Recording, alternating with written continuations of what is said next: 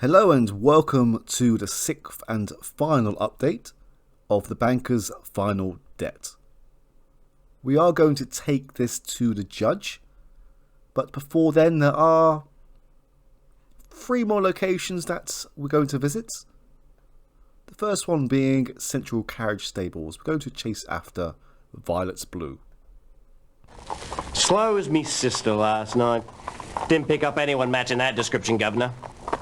Did pick up a fancy-looking lady, had a famous look about her. No, and who was she? Not sure where I'd seen her before. She was off to a party of some sort. Dainty young thing, and a fine tipper too. Now that doesn't sound like the actual driver who took her and Errol Hawke to Waterloo Station.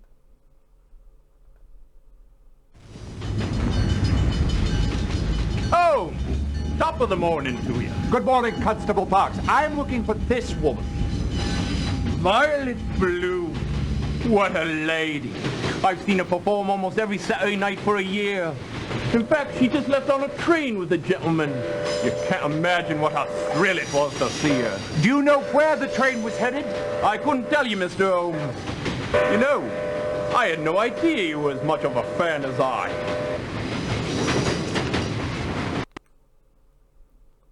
So it seems like she has actually escaped with Errol Hawke. Now there is one person, I believe it's only one more person, that actually knows Violet's Blue, and that is Sandra Gamble. So, you want to know about Violet Blue? Well, for starters, I think you'll agree my voice has a much wider range than hers. Yes, that's lovely, Miss Gamble, but I'm not a booking agent, I'm a detective. I'm here to find out what you know of Miss Blue's history. Yes, of course. Well, Violet and I were roommates. She was looking for someone to share her lodgings. You see, her fiancé had been arrested, and she took it quite hard.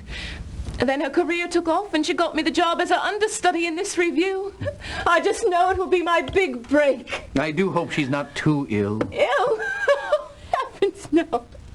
Her fiancé just got out of Millbank prison 2 days ago, and she wanted to spend some time with him. Oh, dear. Perhaps I shouldn't have said that. She told the manager she was ill. Oh, you won't repeat that, will you? Your secret is safe with me, madam. By the way, what was the name of Miss Blue's fiancé?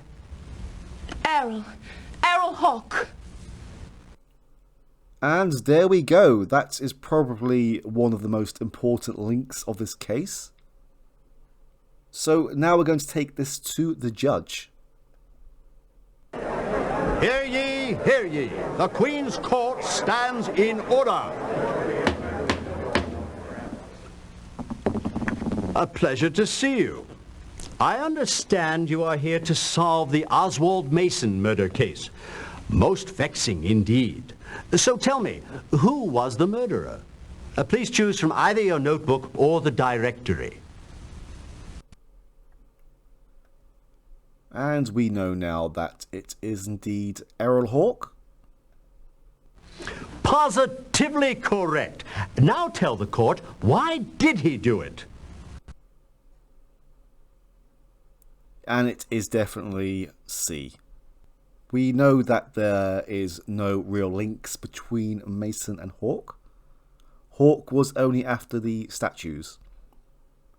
And there is an article in the newspaper about a break-in at Evanson and Co. There's no evidence of any affair, and there's no links really. Well, we know that Mason is looking into the accounts, but there's no links with Nat Cook either. How right you are. Now, what of Mason's work with the Treasury? What bearing did that have on this case?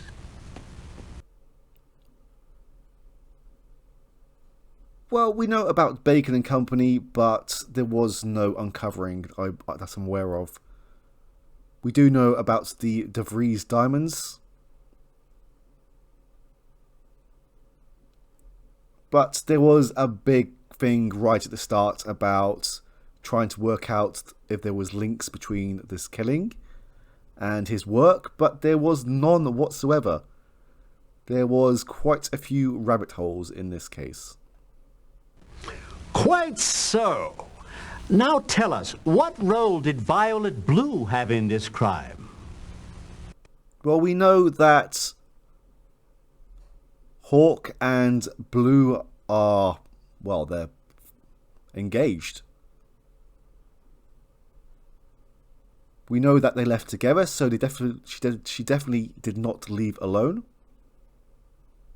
The Mabel Brown's Venus de Milo was smashed, and we know that it was three men known as the Three Musketeers who were involved with the diamonds.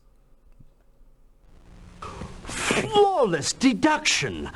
Now tell us how Errol Hawk knew that Mrs. Rose Mason and Mrs. Mabel Brown were in possession of the Venus statues. And it wasn't a lucky guess. We know from the newspaper that there was a break-in, and when we went to Evanson and Co., the attendants there gave us the information from the register. So when he broke in, he must have found it. Very commendable detective work. You have done an exemplary job. The court is recessed. Until next time, of course. And there we have it. My word, dear Holmes. Perhaps we are in the wrong business altogether. If we had been top-notch, we should have cracked this case in less points. I think I'll ring up the university immediately and see if we might enroll in a detective course.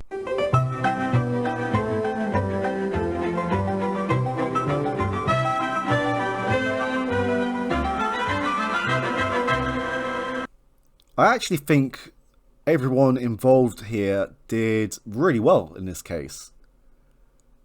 As I mentioned before, all the leads involved in the Treasury, Bacon and Company, and everyone surrounding it was just complete red herrings. It wasn't until we visited J. Small and Co., Evanson and Co., and then eventually the British Museum, where everything started unravelling. And Millbank Prison was a bit of a fluke, but we would have got there eventually. But yeah, I think we've pretty much uncovered everything that we needed to really see. Let's go and find out the case solution from Holmes and Watson. Well, Holmes, here it is in this morning's Times. Murder solved, diamonds found, Hawk and famous singer arrested. They caught them just as they were boarding the boat for the continent. It does surprise me that for once Lestrade acted so quickly. After I advised him I'd solved the murder, he rung up his contacts in Dover immediately. It was they who assisted us in closing the final chapter of this case. Do unravel this one for me, will you, Holmes? Well, I'm surprised you don't know all the details yourself. You were the one to discover many of the critical clues. Perhaps, but you tell it so well. Why, thank you, Watson. It goes like this. The minute Nat Cook heard of the death of his partner, Jonathan Small, he knew he needed to do something to protect the Venus statues from being sold or destroyed. So he confided in his cellmate, Errol Hawk, who was due to be released in 9 days. How convenient to have a cellmate that was willing to assist him. But whether or not Hawk planned to split the spoils with Cook, we don't know. We do know that he intended to share them with his lady friend, Miss Violet Blue. In any event, the day after Hawk was released, he went to J. Small and Company. Only to find that only 5 of the original 15 statues remained. He purchased those 5 and learned from Mrs. Small where the others had been sold. I thought I was telling this one, Watson. Of course. So sorry. No harm done. So, after Hawk and Violet broke the 5 statues into pieces in vain, Hawk devised a scheme to track down the others. His first stop was Evanson and Company gift shop, where he purchased the 3 Venus statues still in stock and learned that the other 2 had been sold. Unable to convince the shop manager to release the names of the other purchasers, He broke into the shop that night and took down the names and addresses of Mrs. Oswald Mason and Mrs. Mabel Brown from the register. Go ahead. You tell it, Watson. Oh, no. Do continue, Holmes. Fine. That evening, he entered the Mason home through the upstairs bedroom window. He encountered Oswald Mason in the study and a fight ensued. Then, with a swift blow to the head with a statue, not the Venus, he murdered Mr. Mason. He quickly broke open Mason's Venus, discovered that there were no diamonds, and heard the sound of Mrs. Mason returning home. He therefore made a fast retreat through the study window and went to Mabel Brown's straight away. Mercifully, he found no one at home.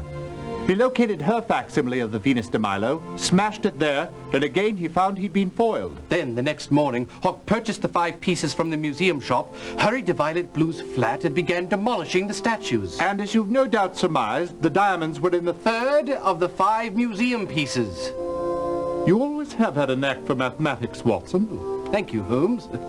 Oh, so it would appear that Scotland Yard was correct in its conclusion that the murder was unrelated to Mr. Mason's treasury assignment. Yes. Unfortunately, they missed the obvious fact that it was only the Venus for which the burglar had come. Case closed, Holmes? Unless you have something more to add, Watson? Not a thing, Holmes. Crossword? Yes. Lovely, aren't they?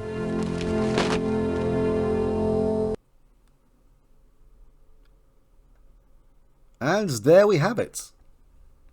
I'm going to leave it there. I will start the final case, which is the Thames murders, very soon.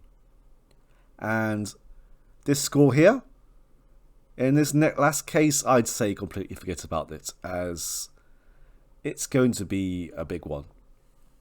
But anyway, thank you everyone for participating. It's been a real pleasure so far. This case has been quite fascinating. I'll see you again very soon. Thank you for watching. Take care. Bye-bye.